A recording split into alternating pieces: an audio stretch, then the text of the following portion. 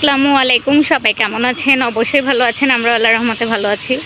তো সিদ্ধামণি আর আমি একটু বের হয়েছি। দেখেন এখন কিন্তু বাইরে অনেক রোদ, বোঝা যাচ্ছে কিনা জানি না। মেয়ে আমার বের হবে, সে একটা স্কেল কিনবে। এই স্কেলের জন্য আমাকে কড়া রোদের মধ্যে বের করতে, আমি বের হতে চাই নাই, জোর করে নিয়ে আসছে।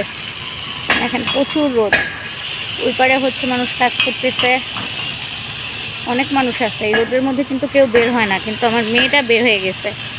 এই সিদ্ধামণি শুনো, আর দেখেন সে বের হয়েছে তো একদম আমার আগে বের হয়েছে। কেমন আছো কাউসার? কার কাছে পড়তে যাও? শারমিন মিসের কাছে। সবাইকে একটু সালাম দিয়ে দাও। কেমন আছো তুমি? ভালো আছো? কোথায় যাচ্ছ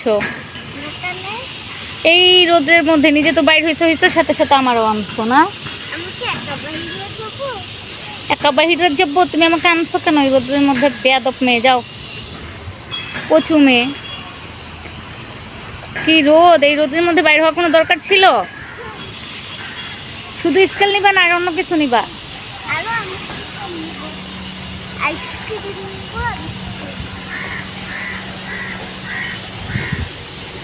আর কি নিবা?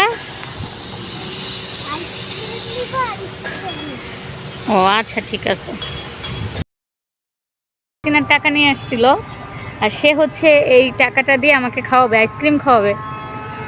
কই সিদ্ধামণি, এই এই অত সাইডে যাস কেন তুই গাধি? এই এই অত সাইডে যাস কেন তুই? এই এই কই তুই? এই এই কই তুই? দেখি তো তোকে কোথায় দেখা যাচ্ছে। ও বাবা, আমার বুড়িমাটা কই রে? এইখানে তুই, দেখি তোকে এখান থেকে দেখা যাচ্ছে কেন? সে লুকোচুরি করতেছে আমার সাথে। তো যাই, আজকে মেয়ের টাকা দিয়ে আইসক্রিম খাবো, খেয়ে দেখি কেমন মজা লাগে। এই মেয়ে, এই তুই আবার সত্যি আমাকে আইসক্রিম খাওয়াবি তো?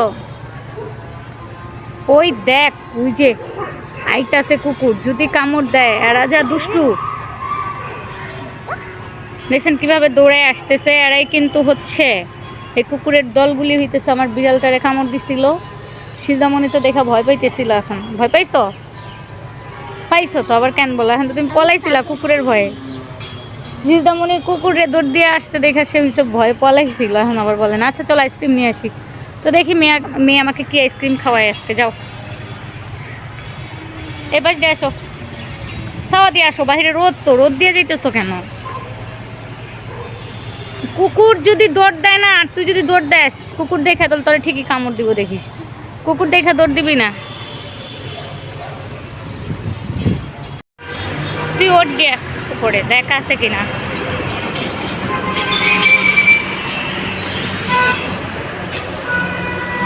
আনছেন আইসক্রিম?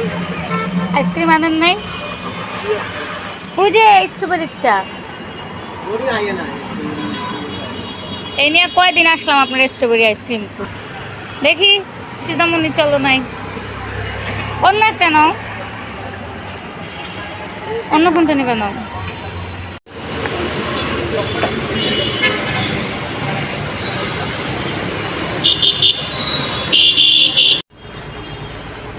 আর এই তো আমি আমার রাজকন্যারে এতক্ষণ বলতেছিলাম স্কেলের দোকান বন্ধ, সে আমার কথা বিশ্বাসই করে নাই। আর এই তো আসার সময় একটা আইসক্রিম নিল, দেখি আমি এক কামড় খাই। পরে না যেন।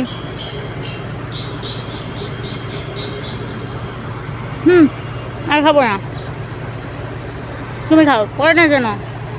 চলো। তো আমার কথা কিছুতেই শুনতেছিল না।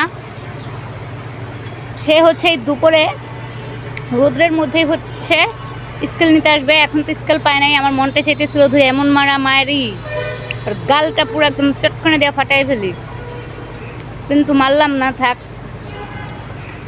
সন্ধ্যার পরে তো আমি ওকে আর নিয়ে আসবো না, কারণ এখনও আমার কথা শুনে নাই। আর আমি সন্ধ্যার পর নিয়ে আসবো? একা একা আসবো সন্ধ্যার পর? আবার কি সন্ধ্যার পর তুই একা আসবি? আমি তোর সাথে আসবো নাকি? তুই একাই চলে আসিস, আমি তোর সাথে আসতে পারবো না।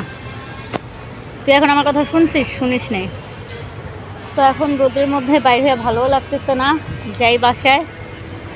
মামে যাই, হইতেছে মেয়েটার একটু ধুলাই দেই। দেখেন একটু বাতাস আসছে, এই যে গাছের পাতাগুলো বাতাসে একটু নড়তেছে। মাশাল্লাহ মাশাল্লাহ। আসলেই ঘরের যত বাতাসই হোক না কেন, আমাদের তো আর এসি নাই, আমরা গরিব মানুষ। যাদের এসি আছে, আমি মনে করব আল্লাহর বাতাসের কাছে সব বাতাস হার মেনে যায়। এসির বাতাসেরও কোনো দাম নাই আল্লাহর বাতাসের কাছে। তো খুব সুন্দর একটা বাতাস ছাড়ছিল। আর এই গাছে কি ফুলগুলো আবার হয়েছে, মনে হয় কদম ফুল এগুলো। সিজামণি হচ্ছে আবারও আমার আগে আগে চলে গেছে আমাকে রেখে। আই বুড়ি, এই শোন। আর এখানে দেখেন এই যে বুড়ি আইসক্রিম খাইছে কিভাবে, পুরা মুখের মধ্যে লাগে, তারপর হইতেছে সে আইসক্রিম খাইছে। মনে হইতেছে একটা কুটনি বুড়ি আইসক্রিম খাইছে, মুখে টোকে লাগায় তারপর সে খাইতেছে। তো আমরা এখন বাসায় চলে যাচ্ছি। আর আমার আজকের ভিডিওটা অতটুকু ছিল। সেই পর্যন্ত সবাই ভালো থাকুন, সুস্থ থাকুন। আল্লাহ হাফেজ।